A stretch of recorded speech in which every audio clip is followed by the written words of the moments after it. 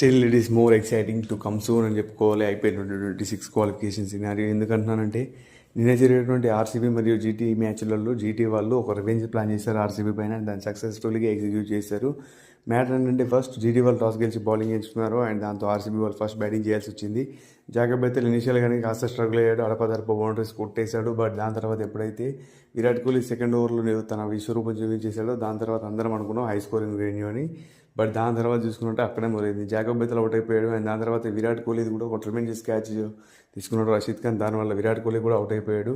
But Rashid Khan పట్టినటువంటి catch మాత్రం highly impossible. ఎందుకంటే బ్యాక్వర్డ్ ఎన్గా అలా రన్నింగ్ చేస్తూ పడడం మాత్రం వెరీ డిఫికల్ట్ క్యాచ్ అని చెప్పుకోవాలి. బట్ ఎక్సలెంట్గా క్యాచ్ చేశాడు. అండ్ దాని తర్వాత ఎప్పుడైతే రజాత్ పటిడార్ క్యాచ్ అనేది ఉందో జెసిన్ హోల్డర్ తీసుకుంది. It's fairly 50-50 decision. దాన్ని ఎవరు కూడా బ్లేమ్ చేయలేదు, థర్డ్ ఎంపర్ డిసిషన్ కాబట్టి.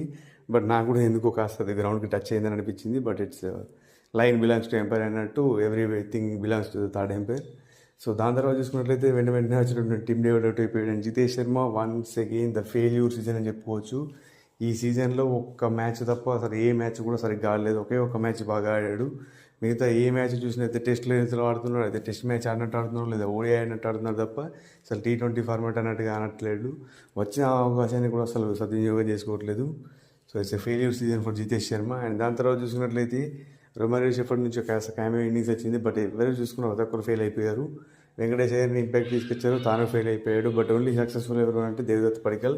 Is only the top run scorer, ఎందుకంటే 40 runs కొట్టాడు. అండ్ మెయిన్లీ చూసుకున్నట్లయితే జీటీ వాళ్ళ బౌలింగ్ అందరూ ఎక్సెప్షనల్గా కలిసికట్టుగా రాణి చేశారు.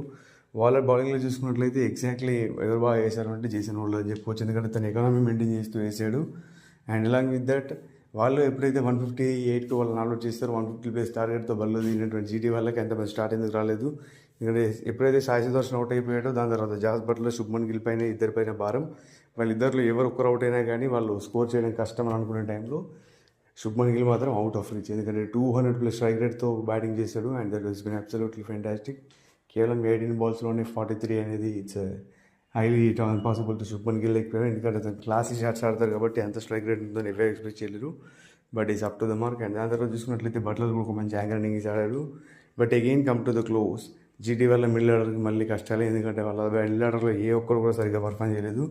రాహుల్ తెవాటియా ఒక్కడే లాస్ట్ బిఫోర్ 2 years బ్యాక్ ఫామ్ని ఇప్పుడు తీసుకొచ్చాడేమో అనిపించింది, అలా ఆడాడు. బట్ దాని తర్వాత చూసుకున్నట్లయితే లాస్ట్ దాకా వెళ్తే తప్ప వాళ్ళకి విజయం అనేది రాలేదు.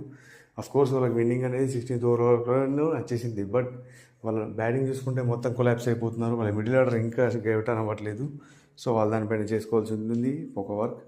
అండ్ ఈ మ్యాచ్లో చూసుకున్నట్లయితే మెయిన్లీ జీటీ వాళ్ళు ఇంకా ప్లే ఆఫ్ సిరీస్లో ఉన్నారు.